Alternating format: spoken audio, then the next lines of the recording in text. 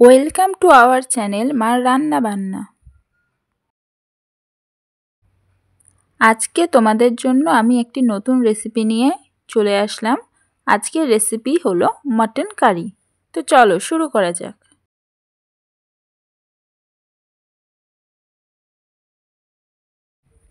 এখানে আমি 1 kilo mutton নিয়ে নিলাম।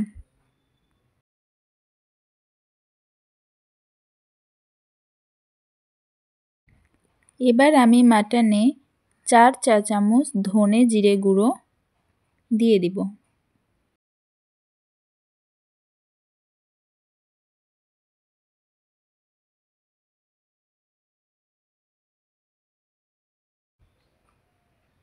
এবার আমি আদা কাঁচা লঙ্কা বাটা 6 চা চামচ দিয়ে দিচ্ছি।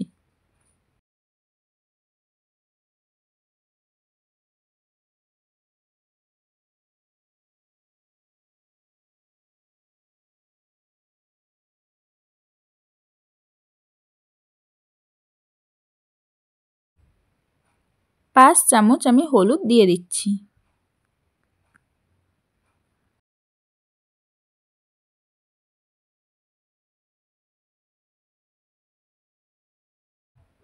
এবার আমি 4 চামচ লঙ্কার গুঁড়ো দিয়ে নিচ্ছি।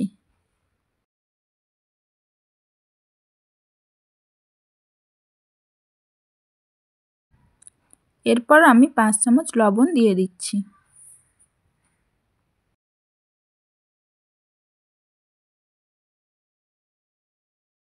এরপর আমি 4টা শুকনো লঙ্কা দিয়ে নিচ্ছি।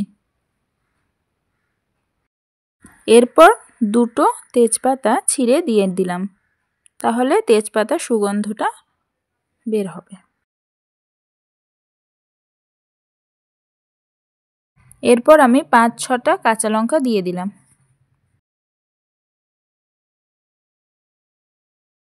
7 থেকে 10 চামচ এবার তেল দিয়ে নেব ম্যাগনেট করার জন্য।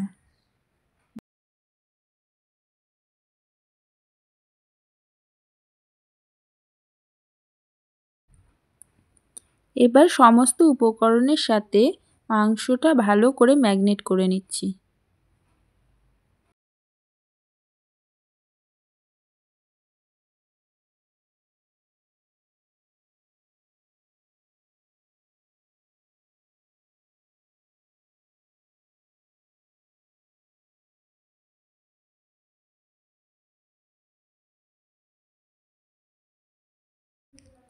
এবার আমি এই ম্যাগনেট করা মাংসের মধ্যে 8 থেকে 10টি মাঝারি সাইজের পেঁয়াজ কুচি করে দিয়ে নিচ্ছি, আর 2টো রসুন কোয়াগুলি ছাড়িয়ে দিয়ে নিলাম।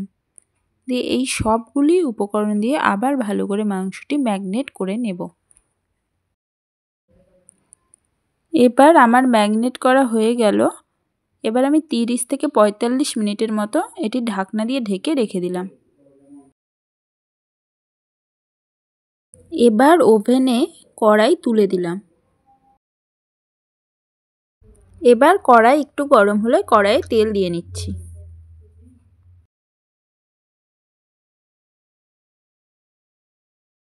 এবার তেল গরম হলে তেলের মধ্যে আলু দিয়ে নিচ্ছি।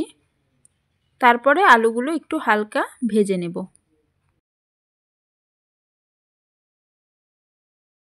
আলুর মধ্যে 1/4 স্পুন হলুদ দিয়ে দিলাম, দিয়ে একটু ভেজে নিচ্ছি, তাহলে কালারটা আলুর খুব ভালো আসে।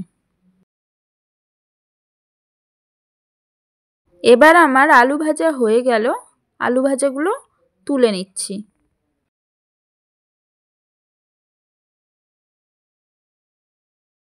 এবার ম্যাগনেট করা মাংসগুলো তেলের মধ্যে ছেড়ে দিচ্ছি।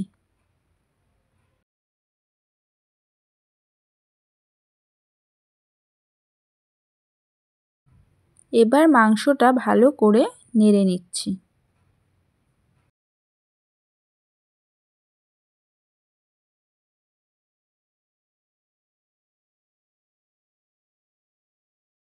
এবার মিডিয়াম ফ্লেমে 5 মিনিটের জন্য ঢাকনা দিয়ে ঢেকে রেখে দিলাম।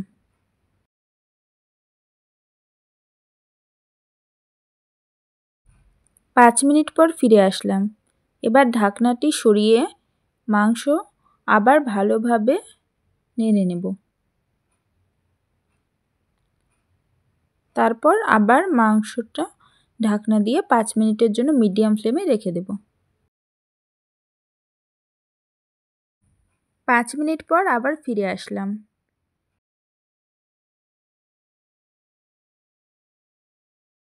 এরপর নেড়ে চেড়ে এর মধ্যে আমি গোটা রসুন দিয়ে নেব, দিয়ে ভালোভাবে আবার নেড়ে নেব।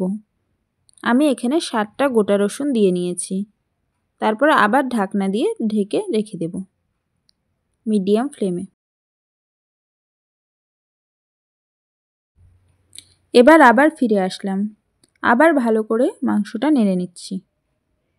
এভাবে বারবার নেড়ে মাংসটা ভালো মতো কষিয়ে নিতে হবে।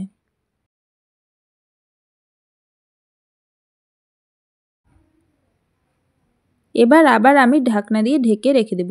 এইভাবে বারবার ঢাকনা দিয়ে ঢেকে রাখলে মাংসটা তাড়াতাড়ি সিদ্ধ হয়ে যায়। এবার আমার মাংস কষানোটা অনেকটা টাইম হয়ে গেছে। এবার আমি আগে থেকে তুলে রাখা চর্বি এর মধ্যে দিয়ে ভালোভাবে নেড়ে নেব। চর্বিটা এই সময় দিলে গলে যায় না, তাই আমি এই সময় চর্বিটা দিয়ে দিলাম। আমি মাংসের মধ্যে গরম জল ইউজ করব, তাই আমি একটি সসপ্যানে গরম জল তুলে দিলাম।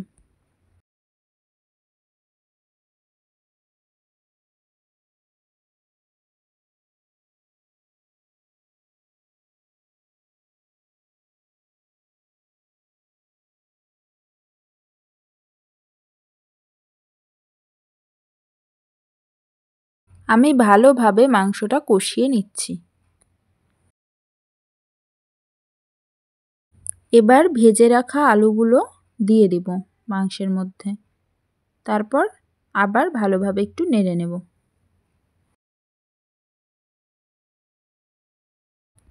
সসপ্যানের জলটা ভালোভাবে গরম হয়ে গেছে।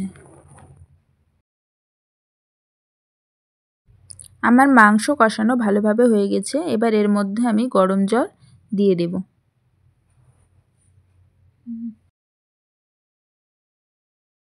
এবার আমি ভালোভাবে নেড়ে আবার ঢাকনা দিয়ে ঢেকে রেখে দেব কিছুক্ষণের জন্য।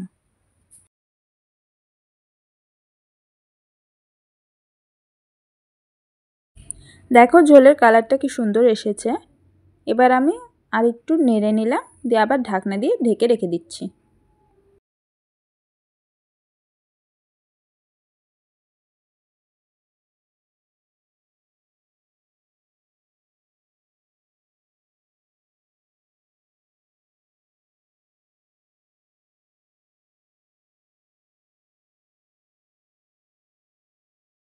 এবার আমি মাংসের মধ্যে 2 স্পুন গরম মশলা দিয়ে নেব, দিয়ে ভালোভাবে মাংসটি নেড়ে নেব।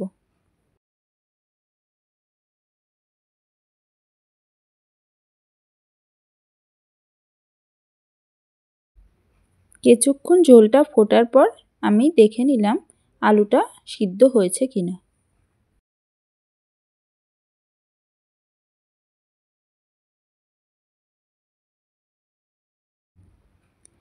তো আমার মাংস রান্না কমপ্লিট হয়ে গেল।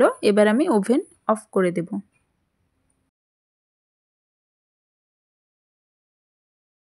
তোমাদের ভিডিওটি কেমন লাগলো কমেন্ট করে জানিও। আর ভিডিওটি ভালো লাগলে অবশ্যই আমাদের চ্যানেলটি সাবস্ক্রাইব করে পাশে থেকো। আর এরকম নিত্য নতুন খাবারের ভিডিও পাবার জন্য বেল আইকনটি প্রেস করে রেখো। তোমাদের সুবিধার্থে ভিডিওর শেষে আমি উপকরণটি দিয়ে দিলাম। প্রত্যেকে ভালো থেকো। খুব শীঘ্রই নতুন ভিডিও নিয়ে দেখা হচ্ছে। ধন্যবাদ সবাইকে।